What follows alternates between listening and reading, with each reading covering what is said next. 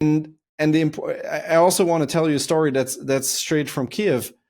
Like, a member of the general staff there told me, one of the most unreliable systems, I will not name the brand, but is a loitering munition, and its weakest point is the trigger, because the trigger has a fixed inbuilt battery to launch it out of its container, and that battery degrades and you cannot swap it. So they ended up with 10 of those loitering munitions, and with out of the 10, one trigger that worked to launch it. And so they had to run from one to the next to launch them. And that is a very exquisite, very expensive system. And it's stuff like this, low rate production, like not enough extended life cycle test, overaged equipment because it was so expensive that we can't afford to decommission it that quickly. Where it's like, no, that stuff, and don't get me even started on the stories about how those systems performed when GPS was jammed.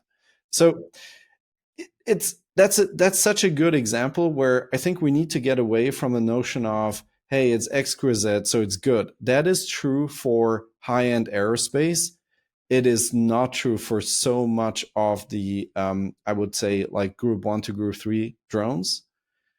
And and the rapid iteration that we're seeing in Ukraine now, and the fact that also NATO and US forces can afford to rapidly iterate if the systems are designed to be attritable from a price point. And so we need to get to a point where US commanders are happy to basically dump their current inventory of drones into training exercises and buy new ones next year, so they have the latest kit, and it's up to date and not overaged and doesn't have old batteries that stop working.